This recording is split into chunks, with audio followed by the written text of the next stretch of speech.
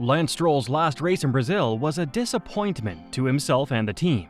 His struggles started right from qualifying, where he crashed his car in Q2. And after the mechanics worked hard to get the car ready for the race, Stroll spun his Aston Martin into the wall and then put it into the gravel, leaving him out of the race. After the race, Stroll claimed that it was a brake failure that caused his car to spin. "It was a really strange one," Stroll said. "It felt like a brake failure because as soon as I touched the brakes, it locked the rear axle, and I became a passenger. I was stuck in the gravel and my race was done." While there was some criticism against the Canadian driver, it didn't last long as it was overshadowed by everything else that had happened during the race. But now Guenther Steiner has revived it once again, with his thoughts on Stroll's behavior on and off the track. "He never seems happy, whatever happens. If Daddy didn't have a team, I don't think Lance would be an F1 driver, because he doesn't want to be one." Steiner thinks that Stroll does not want to race in Formula One anymore. If this is true, it would be surprising considering every racing driver dreams of being in F1. Stroll is actually living this dream, but has the dream turned into a nightmare for the Canadian driver? Let's take a closer look at his career to determine this. Stroll joined the sport in 2017 with Williams' F1 team. One of the main reasons he got the seat was because his father, Lawrence Stroll, agreed to sponsor the team. During his rookie year in F1, he finished on the podium in Baku.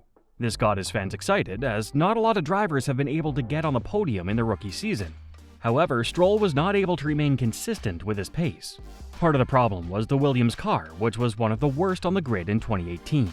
In 2019, Lawrence Stroll saw an opportunity to buy Force India Racing Team and took it. He renamed the team Racing Point and took his son along with him, as well to drive alongside Sergio Perez. Unfortunately, Perez was far too experienced and skilled to be challenged by Lance Stroll. In 2021, Racing Point was once again rebranded to Aston Martin, and this time Stroll was teamed up with Sebastian Vettel until the 2022 season.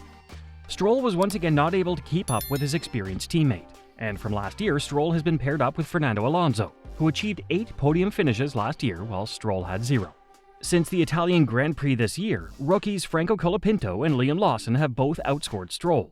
Colapinto has 5 points and Lawson has 4. And since Monza, Stroll has not scored a single point. So it is possible that Stroll is now looking at the possibility that the other 19 drivers around him are too fast.